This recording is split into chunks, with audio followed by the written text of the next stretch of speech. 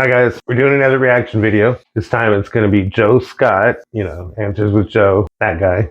Video he just posted. It says, the last evidence we ever existed. This should be a fun one. Stuff about old civilizations and stuff like that. Not really an archaeologist. You've seen his channel, you know what he does. Looks like it's going to be one of his more speculative ones. Now I did already watch the first, 3 or 4 minutes of it, and then I was like, ooh, I should react to that one. Let's do this. The last evidence we ever existed.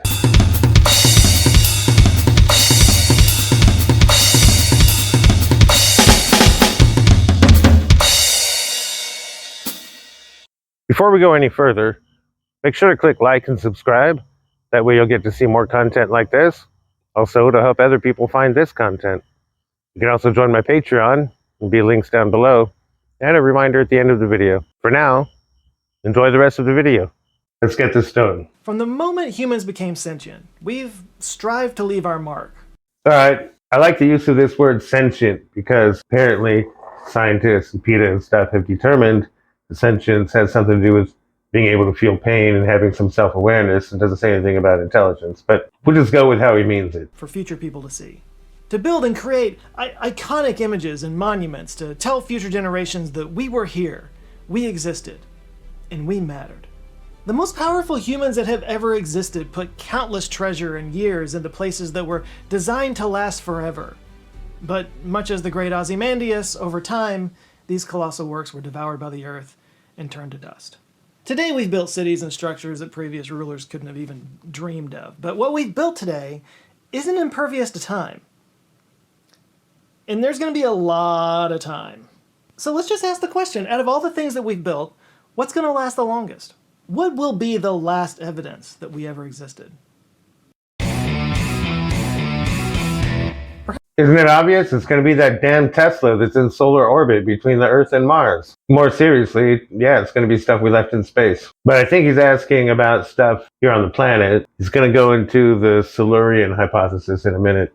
Basically, the premise of this video is, what if we are the advanced species in the Silurian hypothesis? And after we die out, some other species is going to evolve. And what evidence are they going to find that we existed? Perhaps the best way to consider what will last into the future is to look back at the past and see what we built and how well it lasted. I did a video once on Gobekli Tempe that's considered to be one of the oldest cities in human history. That goes back 10 to 12,000 years. And like most archaeology, it was buried underground. So at a cursory glance, it would have appeared that it had just disappeared entirely. The same is true for many other. I believe it was a Miniminuteman, archaeology YouTuber. He actually went to Gobekli Tepe. You should watch that video. There are even older sites like Dolny Vestanice, which was a settlement of mammoth hunters that dated back like 25,000 years. And then there's the Jebel Arud site. I'm not sure if I'm saying that right, but it's in Morocco. They found the earliest anatomically modern humans there dated back 360,000 years, which actually pushed back our origin even further than they thought. And just a couple of years ago, a simple wooden structure was found in a riverbed in Zambia. That was actually dated about 500,000 years ago, meaning it was probably built by a pre-human ancestor. But these are wild exceptions. Most things that humans have built past, say, 10,000 years have just been lost to the ravages of a living planet. Or, and you can jump in if you've heard this before, maybe there was an advanced city built by an ancient civilization who decided to fly it from Earth to another galaxy and got into a war. And when they were losing the war, they sunk the city below the ocean and used their teleportation device to come back to Earth. I like to say that time is the great compressor. Like the further back you go in time, the more we kind of compress eras of history. And it's quite literal when you go underground. Like it has compressed thousands of years of history. I like his videos, but I gotta say, this is a long walk for a short drink of water. Also, I'm guilty of that too. Into just a layer of rock.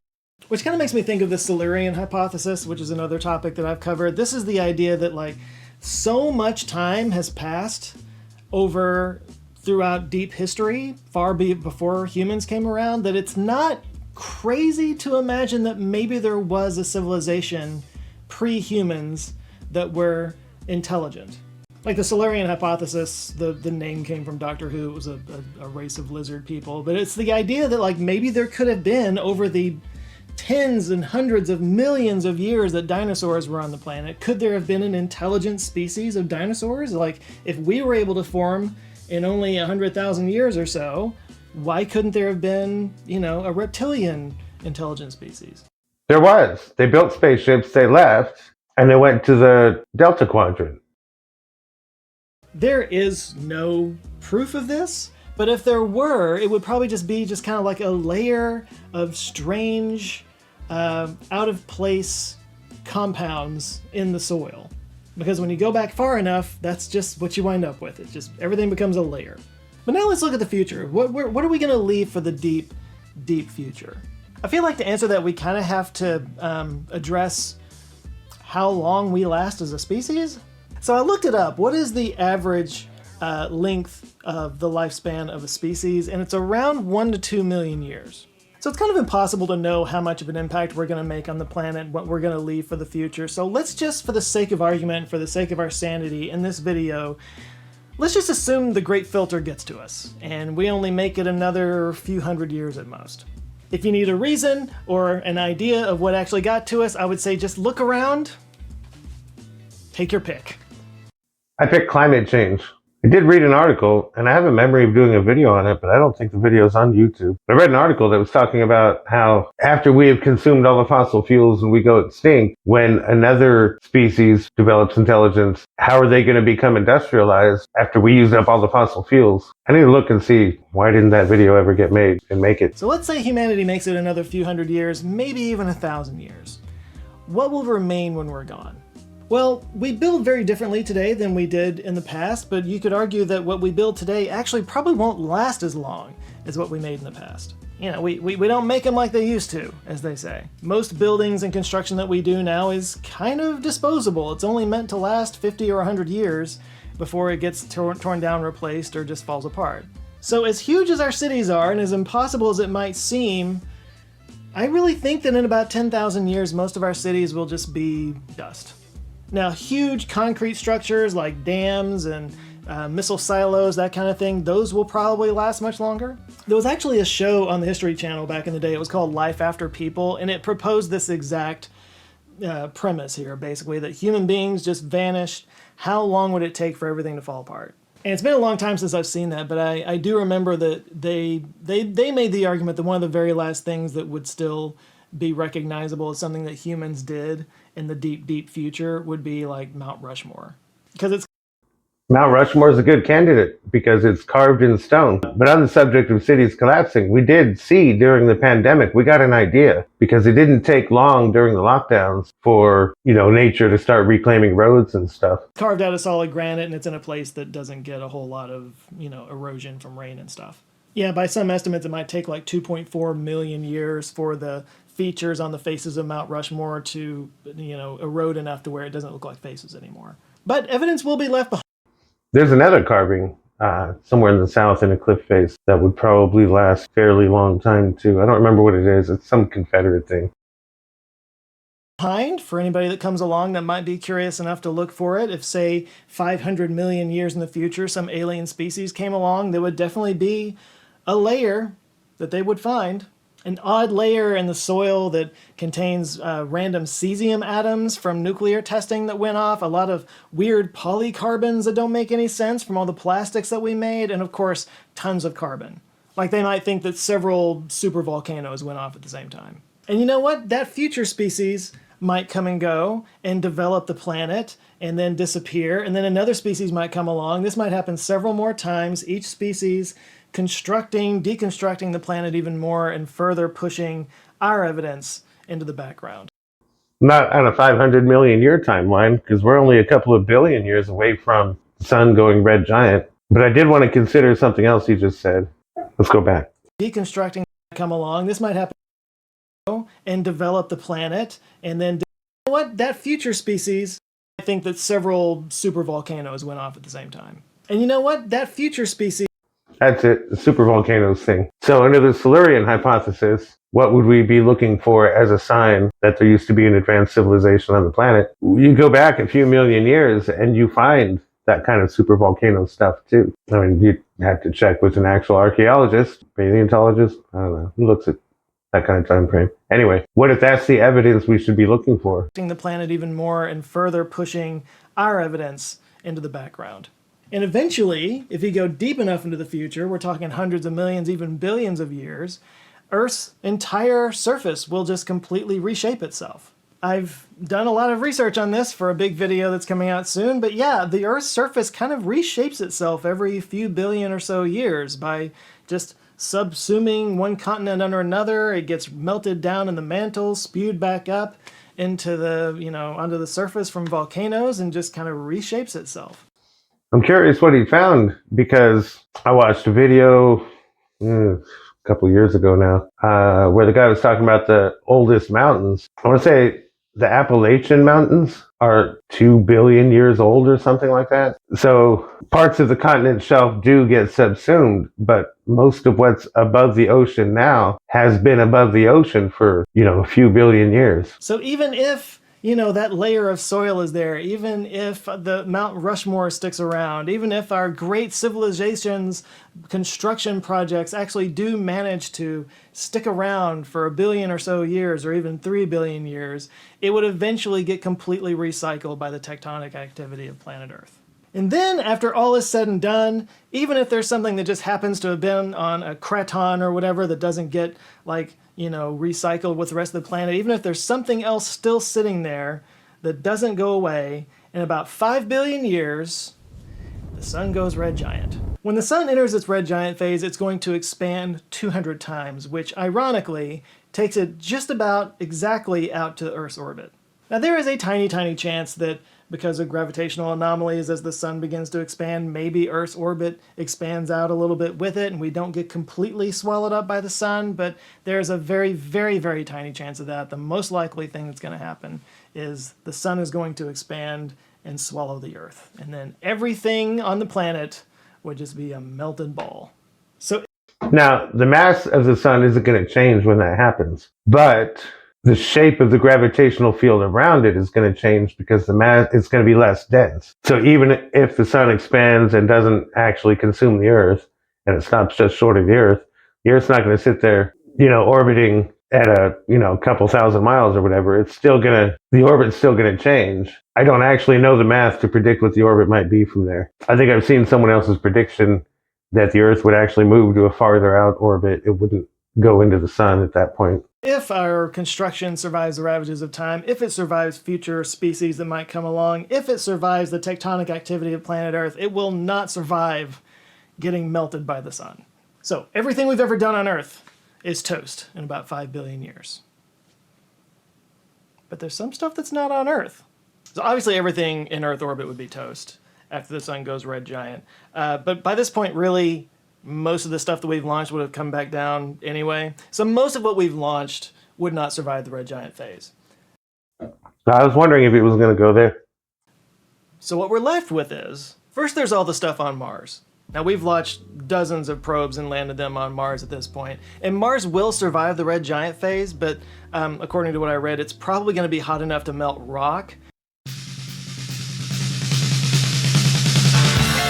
So I think it's fair to say that whatever we've put on Mars would not survive, the red giant phase, or it might be turned into an odd accumulation of melted metals, which might be considered evidence. But if we go a little bit further out into the asteroid belt, there are several probes that we've landed out there and studied different asteroids that they might survive. There's the Dawn mission that landed on Ceres in 2014. It ran out of propellant in 2018 and it's now in an uncontrolled orbit. They think it will probably crash into Ceres in about 20 years. How far away is Voyager going to be? One that's worth mentioning is a probe called Clementine. It was actually a lunar orbiter that studied a near-Earth asteroid. It did get flung out of lunar orbit, but is not strayed far from Earth's orbit. It was launched in '94 and the mission ended in '95. So it's outside of Earth's orbit, but not by far. Like, it might survive, might not. Similar story for the Near Shoemaker probe. It studied the asteroid Eros in 2001 and eventually landed on it. The perihelion of Eros is 1.13 AU, so it could possibly survive the red giant sun, but not likely. There's the Deep Space One mission that studied asteroid 9969 Braille and comet 19P Borrelli in 1998. It was the first probe to use ion propulsion, and it is outside Earth's orbit, but again, just barely, so it might survive, might not. The Lucy probe just launched in 2021. It's currently on its way to the asteroid belt. The plan here is to visit 2 main belt asteroids and 6 How much trash are we leaving in the solar system? Like, really? Jupiter Trojan asteroids over the next 12 years. And they did include a golden plaque featuring quotes from notable figures and info about the mission, so just in case it gets found later on by another future... Wait, is Paul McCartney in there? And in the end, the love you take is equal to the love you make. Yoko Ono, Ringo Starr, John Lennon. Where's George Harrison? Oh, there he is, right there at the bottom. They should have put, I got my mind set on you. Human society or aliens or whatever. It's still a bit up in the air where this will wind up at the end of its mission, but it's thought that it's probably going to be flying around in the outer solar system somewhere around Jupiter. And last but not least is the Psyche mission that just launched in 2023. It's on its way to 16 Psyche in the asteroid belt. It'll arrive in 2029 and orbit until 2031. 16 Psyche is a metallic asteroid, possibly the core of a destroyed protoplanet. It's also super valuable. It's got a whole lot of precious minerals and metals in it. The Psyche mission was also the first probe to use Hall effect thrusters, or a kind of advanced ion engine. But after the mission ends in 2031, it might likely crash into Psyche. It might just kind of float around near it in the asteroid belt for ever. So all these asteroid belt probes could survive for a really long time, although it is still a dynamic solar system, and they're in the asteroid belt. Now, the asteroids in the asteroid belt are not like what you see in the movies. They're really far apart, but we're talking over billions of years. They could possibly get smashed up. Now, there are a handful of comets that we've landed on. You have the Deep Impact mission that studied Comet 9P Tempe 1. It actually smashed the comet with an impactor. The impactor obviously got destroyed in the process, but it would have left a dent in the comet, which might survive the red giant phase. The problem is the probe itself isn't like on the comet. It just sort of like flew past it. So it's sort of in a just outside of Earth's orbit kind of thing. Might survive the red giant phase, might not. There was the Rosetta mission on Comet 67P that launched in 2004. It ended its mission in 2016. It was the first time we ever landed on a comet with a Philae lander, and the Rosetta craft itself eventually was landed, kind of soft landed on there. So these two are on the comet, which is flying in a highly elliptical path around the sun. That could go on for quite some time, but it's not like a deep space comet. The orbit gets as close as 1.2 AU from the sun. Yeah, I was about to point out, most of the comets that we see, the reason we see them like we do is because they get closer to the sun than the Earth, so they're not going to survive the red giant phase. They're just not. They're going to crash into the sun. So it's still pretty close to Earth's orbit. So again, it might survive, maybe. Now there's another mission that's kind of been forgotten. I hadn't heard about this before I looked into it, but there was a probe called the Ulysses probe. It was launched in 1990 that studied the polar regions of the sun. So because it was studying the polar regions, it had to like get a gravity assist from Jupiter to go into a polar orbit, which is a highly unusual orbit. It puts it outside of where most of the junk in the solar system is. It was decommissioned in 2009, but it's still out there orbiting in this weird elliptical polar orbit. Now, the perihelion of it is 1.35 AU, so it might actually survive the red giant phase. So yeah, it could indefinitely keep doing this orbit out there without hitting anything, although it has been speculated that it does kind of go out to Jupiter's orbit, so it might get close enough to Jupiter at some point to change its direct trajectory. It might smash into Jupiter, or it might even get flung out of the solar system entirely. I hope it gets flung out of the solar system. We need more interstellar objects. Ulysses, such a wild card. So all these probes I just mentioned, they'll continue to circle the solar system for billions and billions of years, far longer than our planet will survive, but my bet is that they won't last forever. You know, like I was saying before, billions of years is a lot of opportunity for collisions. The solar system is a bit of a shooting gallery, especially in the asteroid belt, but even more especially considering the changing nature of the sun. You know, when it goes red giant and eventually white dwarf, which is going to be about 3 billion years later, they say. So the chance for increasing instability in the system is huge. Again, it's not just huge, it's a certainty. I was reading a paper not too long ago. Well, I wasn't reading the paper directly. I was reading an article about the paper where the speculation was that we're in a rare period of the solar system being stable, and that it hasn't even been stable while the Earth has been around. Like some orbits have shifted and stuff like that. And, you know, there's 4.5 billion years old. And he's talking, 8 to 10 billion years from now. Yeah, the solar system's going to look completely different by then. Given enough time. Now, moving out from the asteroid belt, there are some missions that we sent to Jupiter and Saturn, like Galileo, Juno, and Cassini, but those all ended their missions by plunging into the atmosphere, so they burned up. There's nothing left. Missions to the moons of Jupiter and Saturn, though, that's a different story. This gets interesting.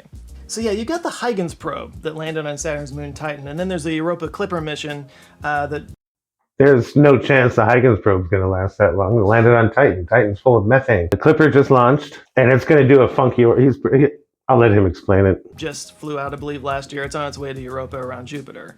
Now, these are interesting because both of these moons have a great opportunity for life. They've got oceans, they've got atmosphere, and when the sun goes red giant, they're going to be right in the middle of the new habitable zone. So based on what I was reading earlier, the sun's red giant phase will last about 3 billion years, which might be plenty of time for life to form. I didn't know that. So life could form on Europa while the Clipper's coming in and out. But what about the radiation on Jupiter? Because that's why the Clipper is going to have the funky orbit that it has. It's actually going to orbit Jupiter, but it's going to orbit it in such a way that it's going to swing in real close to Europa, do a bunch of science and scans and shit like that. And then it's going to swing out real far so it can transmit all that back. Because if you get too close to Jupiter, like if you send something to Europa, it's only going to last for like a couple of weeks or a couple of days or something like that.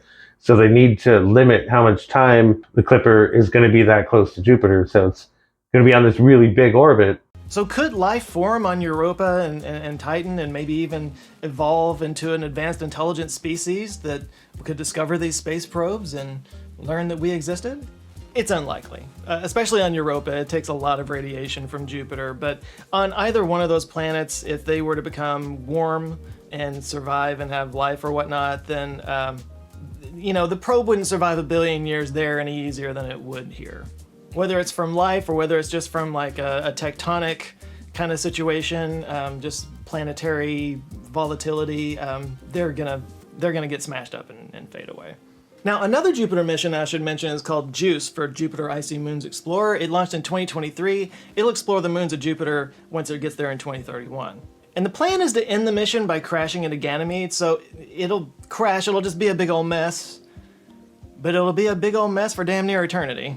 So there are some potential candidates in the solar system for evidence that, would outlive Earth. But when it comes down to it, again, we're talking over gigantic timescales, over billions of years, with all the asteroids and all the planets and the chance that possibly another star might fly by and disrupt the Oort cloud and send things flying around over a long enough time span. There's just a really good chance it's going to get smashed to bits. So if you really want to go long term, like to the end of the universe, you're going to have to leave the solar system. He's going to talk about Voyager. And that gives us 5 possibilities. Only 5 probes have left the solar system, and that's Pioneer 10 and 11, Voyager 1 and 2, and the New Horizons probe. I covered the Pioneer and Voyager missions in a previous video. It's kind of a fan favorite, so go check it out if you haven't already. But those missions famously carried a message in case it was ever found by an alien species. It was designed by Carl Sagan and Frank Drake, and it looks like this. Yes, in our first communication with aliens, we sent nudes and gave directions to where we live. The plaque features a human couple standing next to a diagram of the probe to give a clue to our size, and it shows our solar system across the bottom with Pioneer's path out of it. And this mess of lines over here shows the position of the sun relative to 15 galactic landmarks. And this thing is the key to it all. It represents the hyperfine transition of hydrogen atoms, which is when the electron spin direction changes. This gets a little bit heady, but basically light at this frequency has a wavelength of about 21 centimeters, so it's often called the 21 centimeter line, but equating 21 centimeters to this tick mark in the schematic is how they represent distances to whoever might find this. NASA only gave them 3 weeks to come up with this, by the way. The Pioneer missions launched in 1972 and 73, respectively, and we lost communication with them in the early 2000s. Pioneer 10's currently headed in the direction of the star Aldebaran, which is about 68 light years away. At its current speed, it would probably take about 2 million years to get there. Pioneer 11 is headed in the direction of the constellation Scutum, and it'll pass near the star Lambda Aquilae in about 4 million years. I did not know there's a constellation named Scutum. I like that. I don't know why, but I like that. Not because it's so close to scrotum. I'm thinking about when you tell someone, Scutum, to scoot. Get your mind out of the gutter.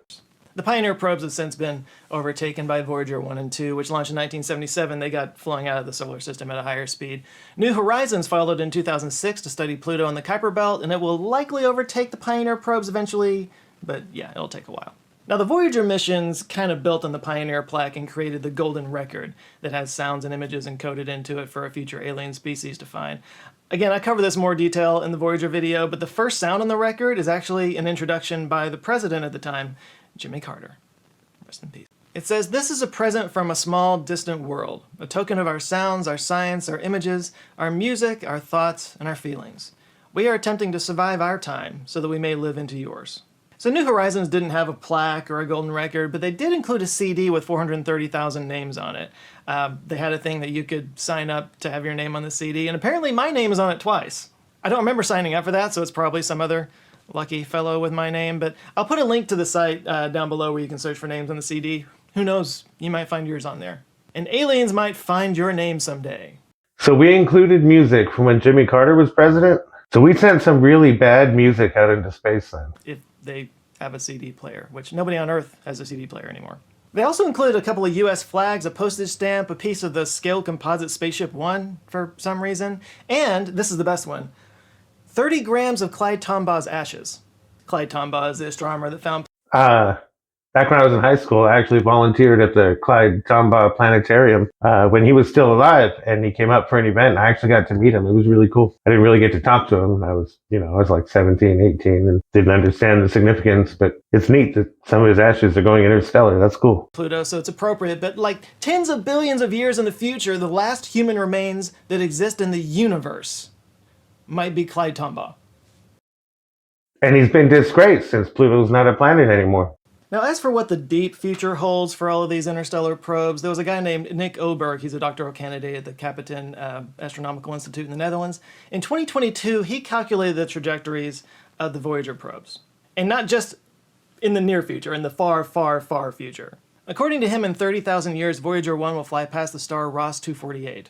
In 500 million years, they'll complete an orbit of the Milky Way. Now, Voyager 1 actually is going to be going up and down across the plane of the galaxy throughout that time, so it actually could be going across a lot of dust clouds, and this dust will actually erode away the info in the Golden Record. Although he did the math on that as well, and he said that it's likely to survive partially intact for a span of 5 billion years. Now, space is big. There's a lot of room between the stars. They say it's likely it'll pass near a solar system, but unlikely to get within like 3 links of Pluto to the sun, or about 150 AU. It's not going to make it real far because at some point some alien species is going to use them for target practice. It might get, flung around by gravity wells, but it might not specifically hit a star or anything. It's also expected about 5 billion years from now the Andromeda-Milky Way merger will occur. And at that point, it's kind of impossible to predict their trajectories at that point. He says there's a 1 in 5 chance that it gets flung out of the galaxy. It's unknown how much dust it'll catch in the new Andromeda galaxy. It might be more, might be less, but they might be flung toward the galaxy core even and get pummeled by high-energy cosmic rays. But if it survives all that, it will continue into the deep, far future of the universe, watching all the stars die out, just floating in blackness among black holes punctuated by a random supernova every trillion years or so. And that will be the final evidence we ever existed. A solitary probe floating in nothingness, occasionally flashing across unfathomable amounts of time, our singular and most consequential message to the universe. So there are a few parts that I'm surprised he didn't go into. How much longer do we think the pyramids and the Roman ruins and crap like that are going to make it? Because we have learned, or we already knew this, but now we've learned how to make it ourselves. The Roman concrete, it's self-healing. So when a crack forms, like in the Colosseum, the crack will seal itself. It's a unique property of that particular kind of concrete. We figured out how that works, and we may start building some of our own concrete that way. And that's one of the reasons some of those old structures are still around. The pyramids, of course, are built out of stone. Stone is going to last forever. So how much longer will these things last? And when you look at our own buildings, I realize most of the skyscrapers are going to be toast, probably in as short as a few hundred years, because underneath whatever facade they have, it's just concrete and steel girders. That's all skyscrapers are made out of. I would have to look to see what the Capitol building's made out of. I think the federal Capitol building, because I have a memory of it being a granite dome, but Maybe it's not. Maybe it's a concrete dome. We have the Statue of Liberty, which is made out of copper. Kind of hoping he would talk about existing buildings and maybe not buildings, just other things that we've made that might still be there. Obviously, over the course of a million years, all the trash, all the dumps that we've filled in and stuff, the landfills, they're going to get compressed, assuming we don't figure out how to mine them between now and then. But otherwise, I mean, I guess like any of his other videos, fairly decent dive into the topic. I really enjoyed the part about all the probes and stuff that are still out there, that are going to stay out there in some form or other. So what do you think? What do you think we're going to leave behind? I guess leave a message. At the beginning of the video, I said, it's going to be that Tesla, the Tesla Roadster. How long do you think that's going to make it? Will it survive the red giant phase? All right, so that's the video. Bye, guys.